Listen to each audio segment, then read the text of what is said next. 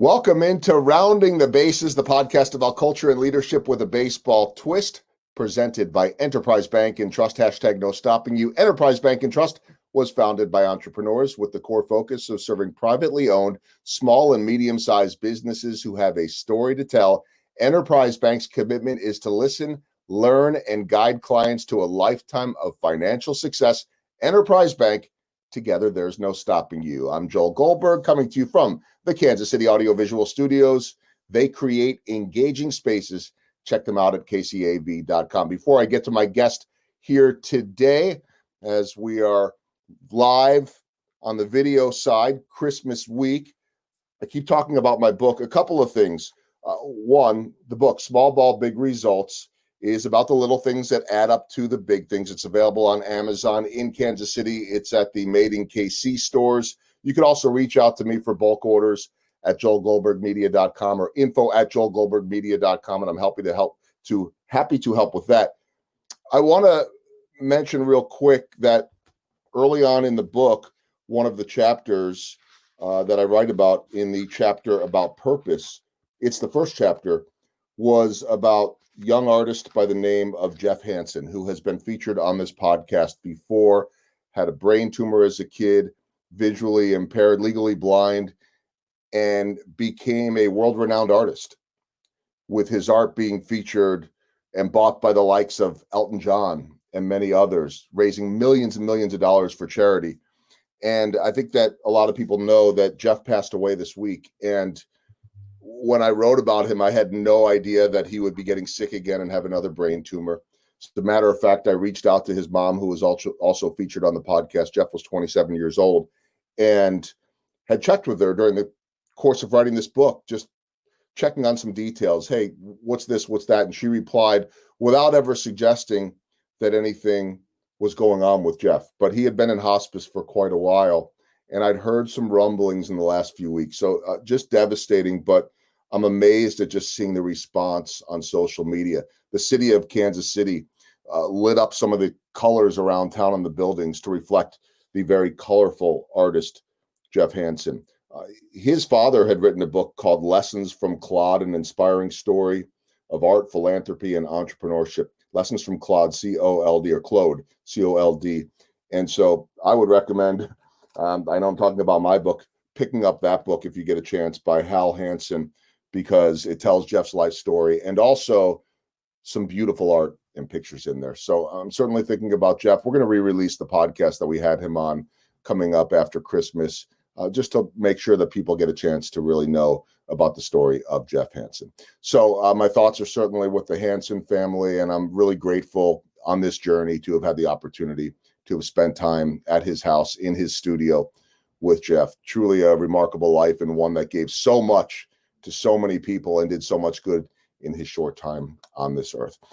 I want to bring in my guest right now, who has become a friend in the last year, but I was visiting his store and purchasing Ruby Jeans juices before I met Chris Goode. I'd heard a lot about him, and then Andy Rieger, who's also featured in the book, Jay Rieger and Company, introduced us. We all hung out, had a good time, a lot of like-minded people, I believe, and so I'm really excited to bring in to the conversation the owner of Ruby Jeans Juicery, Chris Goode. Chris, how are you, sir? Good. Good morning, Joe. How are you doing today? Thank you for having me. I'm doing well, and I know you and I have wanted to get together for this podcast. Well, at least I've wanted to have you on this podcast for a long time, because I love your entrepreneurial journey, not to mention the products that you're selling. And it's a really interesting journey too, I think, because you are really providing healthy food options in an area that doesn't always have them, and really trying to grow your community with a lot of, I think, elements that you're passionate about in life. So first and foremost, let's start with this. Tell me about the history of Ruby Jeans Juicery, what the goals were, and then we'll talk a little bit about how it's evolving. Sure. Thanks again, Joe.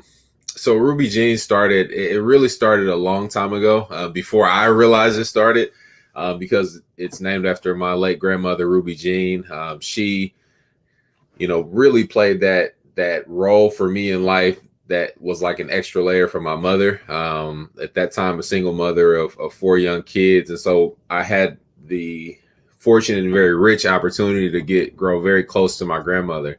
And as time went on, the love just grew, and then it came to a halt very, very quickly. When I was 14 years old, my grandmother got ill with type 2 diabetes primarily.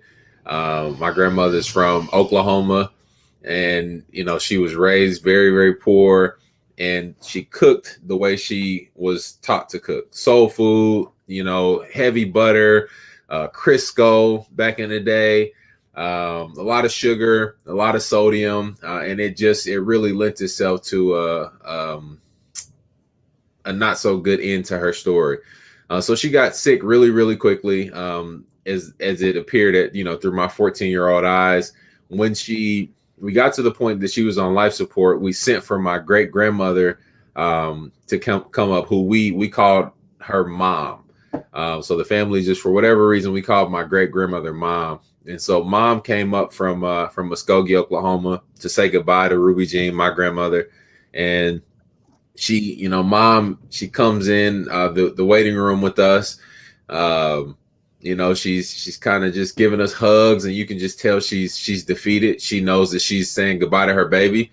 And so Mom comes in and gives us hugs, and then she goes in and has the final hour or so with her child, her baby, her only kid, Ruby Jean.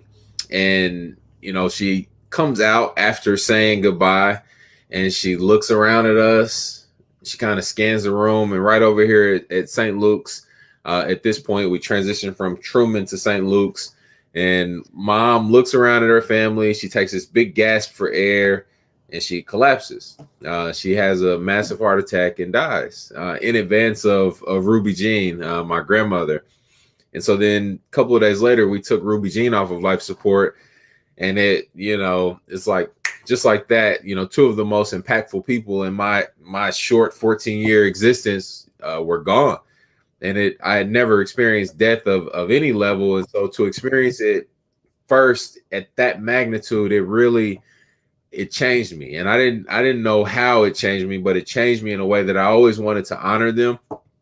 So fast forward many, many years, I got introduced to juice cleansing by way of a couple of friends of mine in Los Angeles. And, when I found out about it, I thought they were nuts. I was like, wait, what are you guys doing? And they explained to me what's going on. And I still thought they were nuts. And then they showed me, where it sunk in is they showed me a documentary called Fat, Sick, and Nearly Dead. That documentary, I won't go into it too much, it's pretty popular. It shook me to my core, because I got to see a gentleman, change the course of his life. He did a 60-day juice cleanse, which is very, very aggressive. But at the end of that experience, his life was different forever. He took control of his life. All of the medication he was taking, he was off of it. The struggles with his weight, they were seemingly non-existent, and so many more things. And so I look at this and I'm thinking, wow, this guy, he had that moment where he said, you know what, I got to reset. I gotta fix this. I'm off track, and he's a wealthy guy. I have great doctors and seemingly great medical advice around me, but nobody's fixing me. None of the pills are fixing me.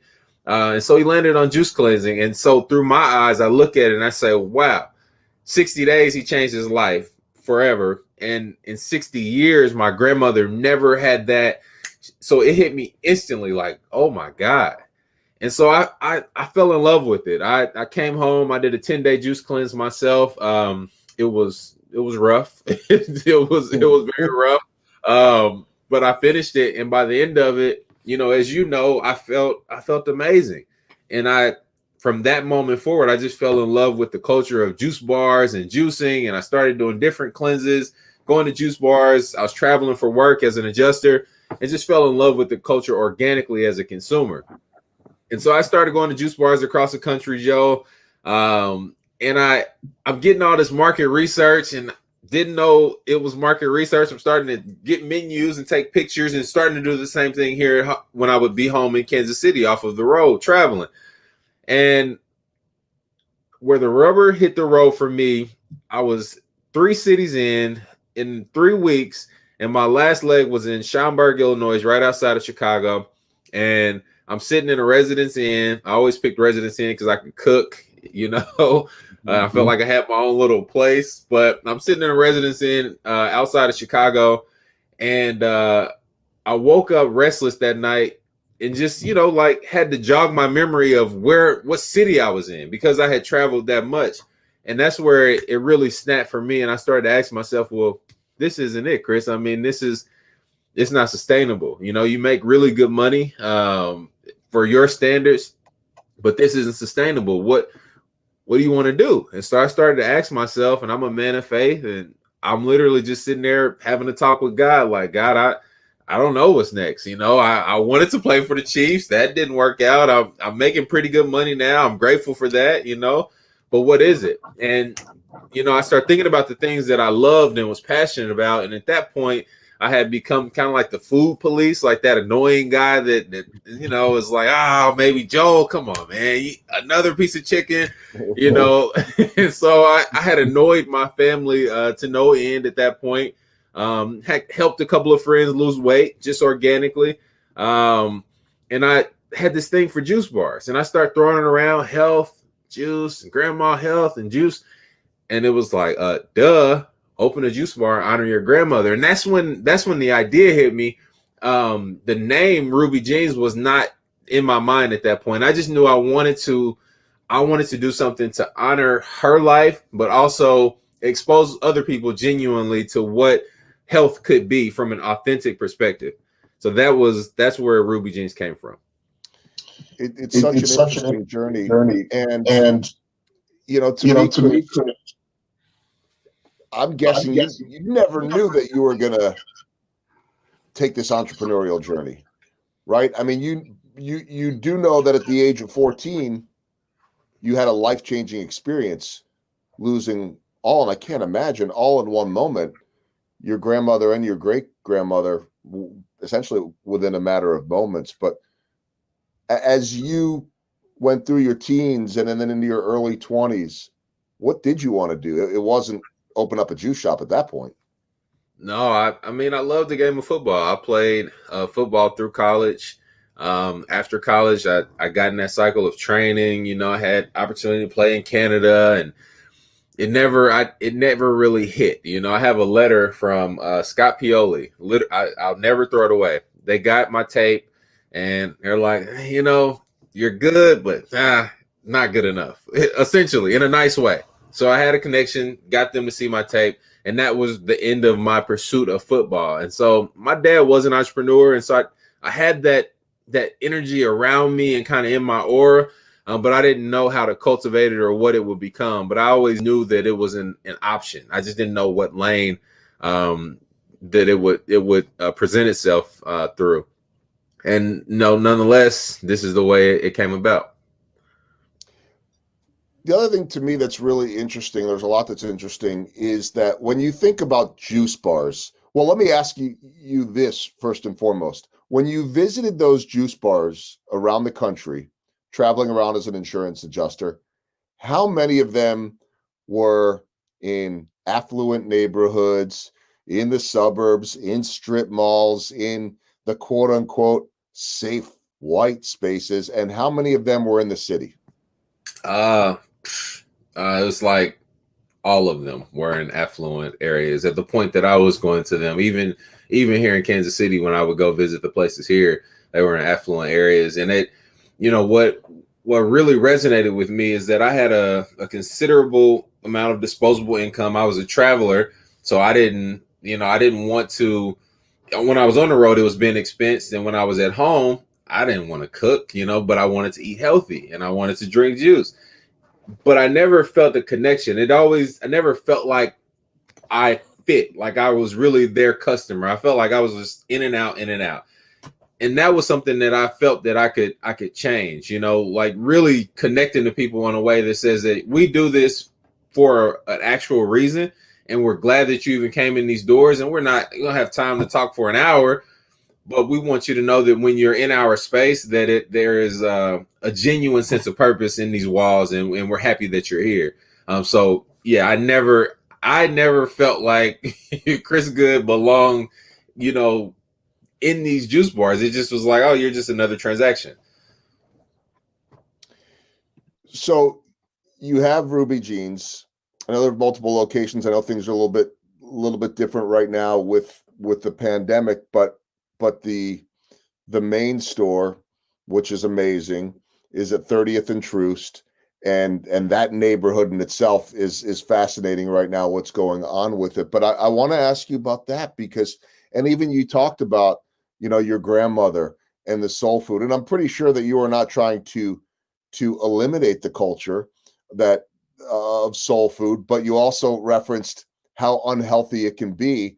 And I'm sure that there's a need for some balance and for exposing people to healthier options, which as well as I do, can be more expensive. And there's a reason why it is more convenient to go through the McDonald's drive-through. There's a reason why it's easy to get cheaper food. It's not good for you. And now you walk into Ruby Jeans, and I'll do the advertisement myself here because it's not just the juice.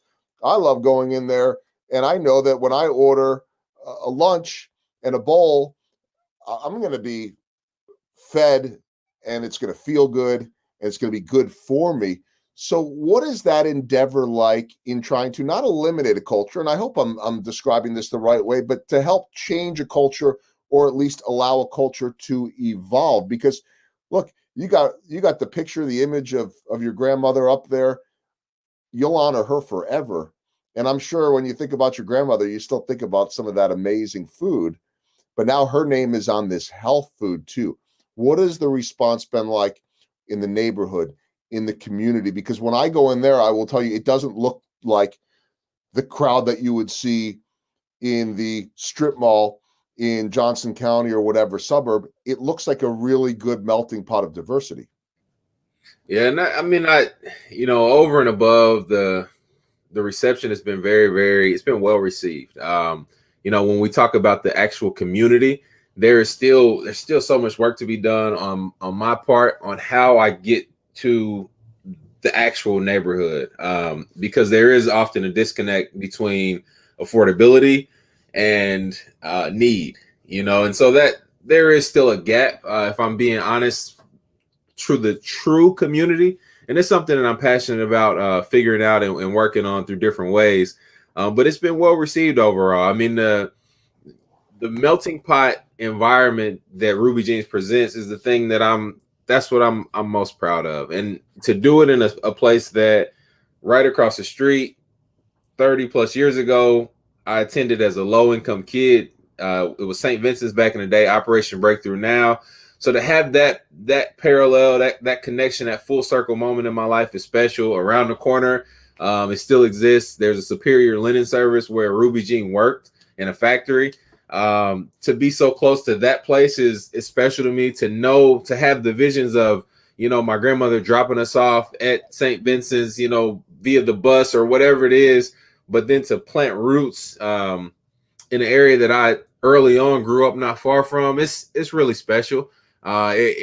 It's pretty amazing to me, actually, and it leaves me with a sense of responsibility, right? To go beyond just saying, hey, we've got this melting pot, but again, go to that base layer of the community that needs the goods that we provide. But I hope that answers the question, but it's been special. It does. And I think about this all the time. I think we all do in terms of as we get older, and I'm ahead of you there, but we start to think more about purpose. We start to think more about just making money. Look, we all want to be successful. We all want to make money. You want this business to be the greatest business ever. I want to be the greatest, speaker ever, all this type of stuff. But you also understand that you have a greater purpose in helping change the world, helping change community, whether that be in my case through my platform and my channels, whether that be your case through Ruby Jeans and other endeavors that you're working on.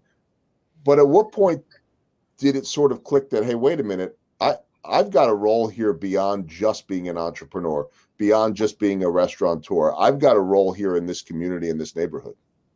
I don't know at what point it happened. I mean, it happened pretty early on. I think that because it was so authentically rooted and created, that it was like the secondary thing. Like, okay, you've put this out into fruition, into a brick and mortar space, and now people understand why it's happening.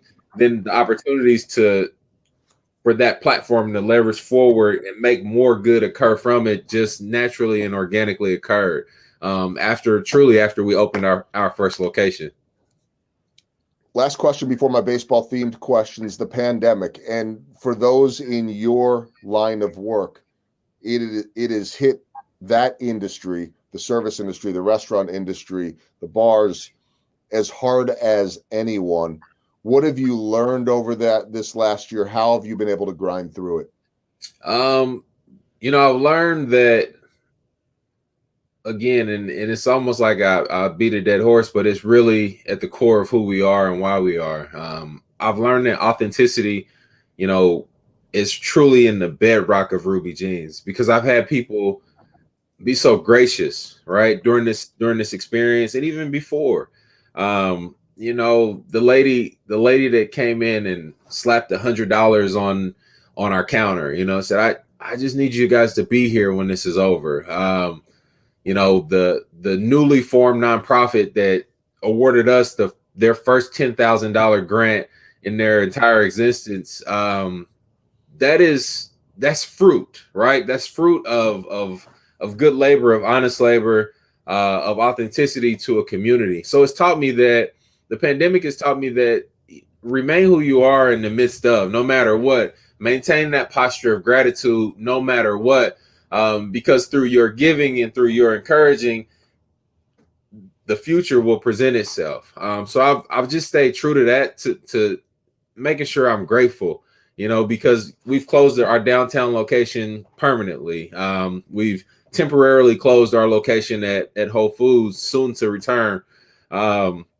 But we're still in business, and we still have an opportunity to make a difference and make good on the purpose that we've set out for. We're still on par. We're still on the course. There are so many businesses that have vanished just like that. So I'm grateful. So it's really taught me to maintain my posture of gratitude no matter what. And pivoting is so important. Being able to see around, 3 different corners is very, very important. So we were fortunate enough to be able to pivot quickly and get support from not only the business community, but from the general community of Kansas City. Well, what a pivot it has been, for sure. That was the chapter that I wrote about with Jay Rieger and company and our buddy Andy, because they faced so much of that too, and suddenly they pivoted to hand sanitizer and were able to make an impact in the community. And so the pivot, to me, I know it's one of the most overused words of 2020, but it truly describes so many success stories, so many survival stories, I should say, too. And that's what it's all about. Survive, just like that woman said, and putting that $100 down, and be here when this is all over. Time for the baseball theme questions, brought to you by Kissick Construction, trusted team, reliable partner. Check them out at kissickco.com. Chris, what's the biggest home run that you have hit in your career? The biggest home run that we've hit in our career is that we've created, I would say, arguably the most diverse experience around a positive, healthy eating and wellness experience in Kansas City's history. I love that. From a place that has never had that experience in our city's history. Groundbreaking, really, right? I mean, it'll change the future and the way people go about their lives. Absolutely. Let's talk about a swing and a miss. We all have a lot of those. I think as entrepreneurs, we definitely have a lot of those, which I think ultimately can be a good thing if we learn from them. That's what I tell everybody. What's a swing and a miss? What have you learned from it? And I wouldn't say it's a singular swing and a miss for me, but I think that the locations that we've opened that have not been successful, they've been misses, but in the long game, they've really panned out to be favorable for the trajectory of the company, because I've learned from them. Right, we don't have the luxury of doing these expensive market research studies before we pick a location. I have to say, gut, do you agree? God, do you agree? Let's go. And so what I've learned is that take your time. Take your time. Don't be so excited about the next thing. Stay rooted in where you are and stay grounded in where you are as it relates to new locations or otherwise, new business deals. Stay rooted and true to who you are and why you do what you do. It's great advice. And we all have that in us to look at the next thing, which is okay too. But at least for me, I know you start chasing those shiny objects. I think when it really feels good is when you realize what you want to chase and you're able to say, yeah, that's good too, but it doesn't work for me. That's a distraction from what I'm trying to focus on. So I really love that a lot. And then the small ball question. It's one thing on that. What yeah. to extend that thought, really for me, failure has become this very powerful strainer, right? So now if I'm, you got the image of the guy out sifting for gold. It's the failure that helps you sift. That's really what helps you sift, because I know I came up with this result last time. I'm gonna do it a little differently. So I don't know. I'm just grateful for that failure, but I just wanted to drop that piece in there. It's a great piece of knowledge too, and I think probably works well into small ball. The little things that add up to the big things. That was the inspiration for the book, Small Ball, Big Results. What are the little things that add up to the big things for you, Chris? Customer service, and not in the arbitrary term of good customer service, authentic and true customer service. I think that every single person that comes into Ruby Jeans, they should feel her love. She was such a sweet, very meek, very genuine, not a lot of fluff. She was such that person that I want that experience for Ruby Jeans, the brand, to embody who she was to me as a grandmother. So customer service and really serving people from a heart posture of gratitude is as small ball, as daily. It's got to trickle from me down to my team, but it really will map out the future for us. Go ahead. No, it's awesome. And it'll lead to actually one of my 4 final questions. So it's 4 final questions as we round the bases. Let's start with this first one. What would your grandma, Ruby Jean, and your great-grandmother, Mom, what would they think about Ruby Jeans? They've been gone for, I think, probably about 21 or so years. You see the image of Ruby Jean all over the place. What would she think of this place? Man, Joe, I don't know. That question makes me emotional, because if I really think about it authentically and I think about who my grandmother was and her spirit, I think she would be at a loss for words. She was a woman of very few words. She loved us. I mean, like you wouldn't imagine, poor and broke as you could ever imagine. And we never knew it. We never knew it. We never connected to that. And so I think that for her to see this, the kids that have been impacted, the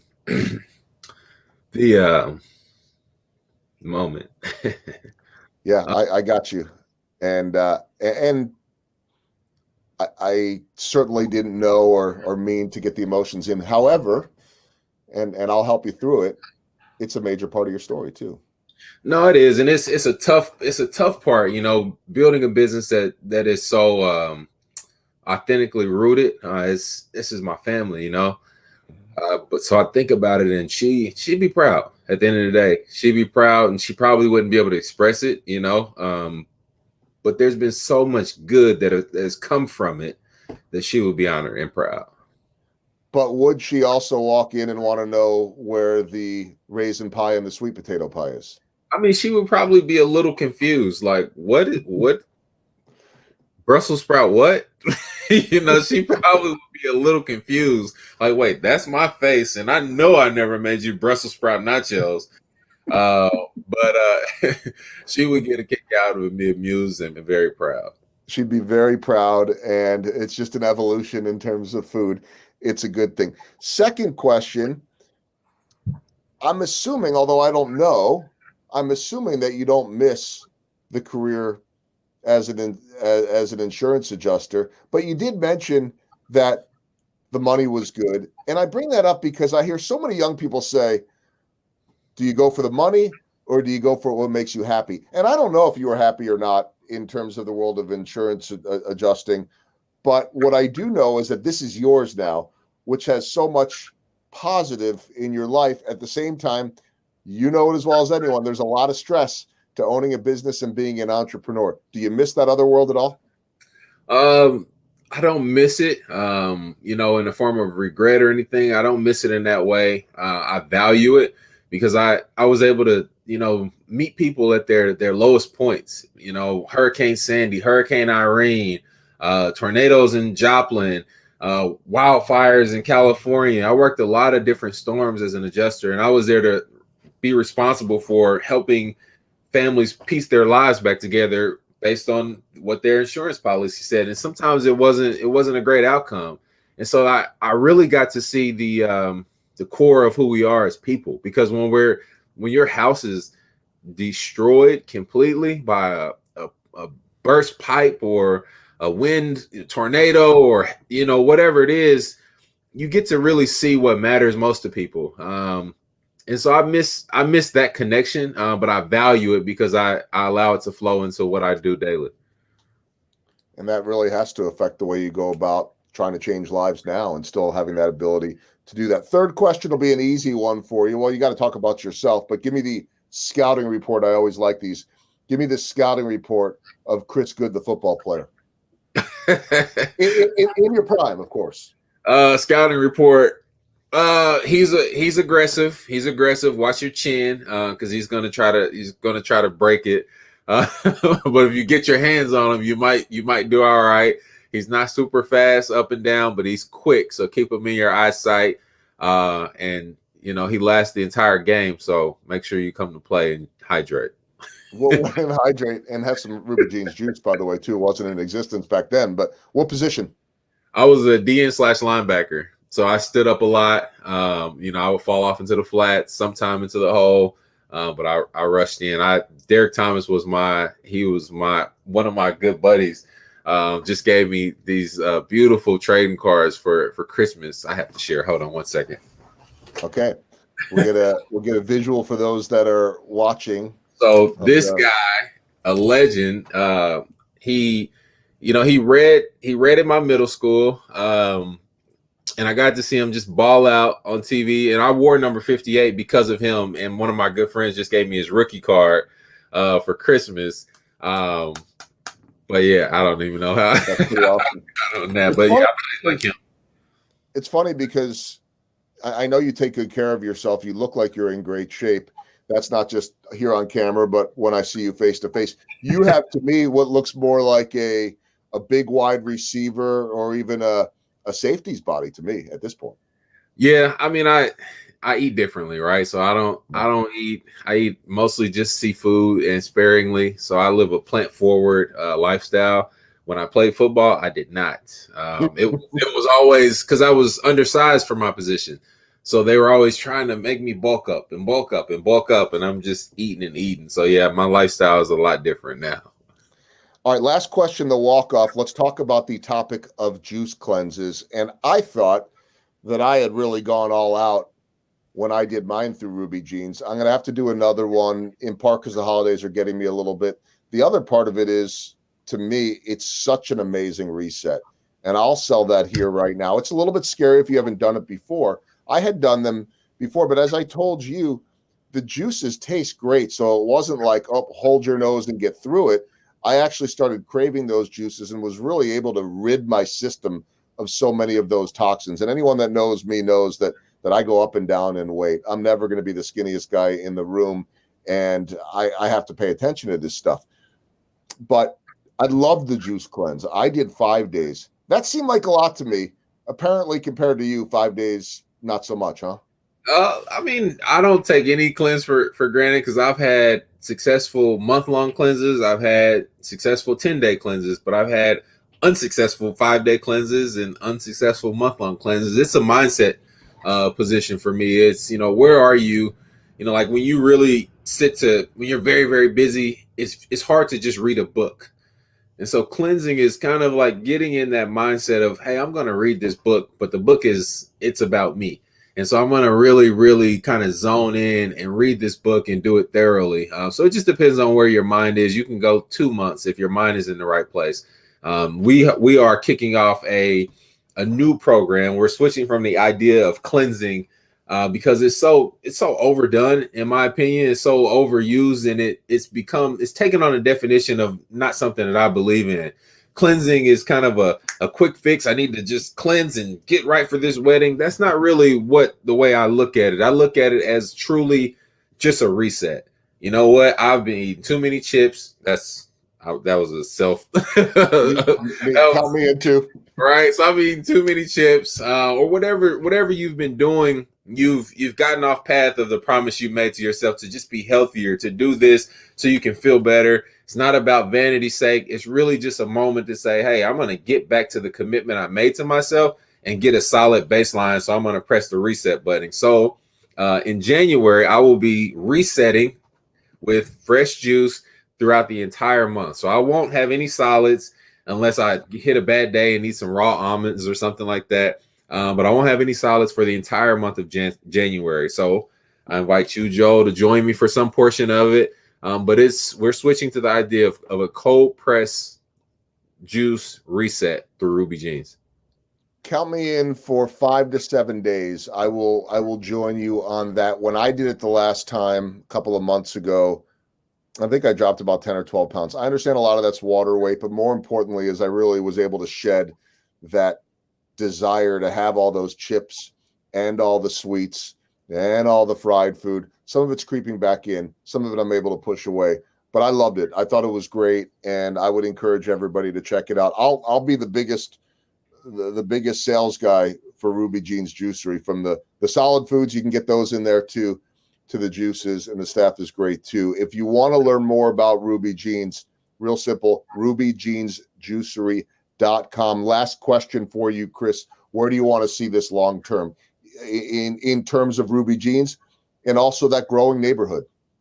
Long term, I want to make sure that we set out and we complete the challenge of really making sure the community is bettered by our existence in Kansas City, first and foremost.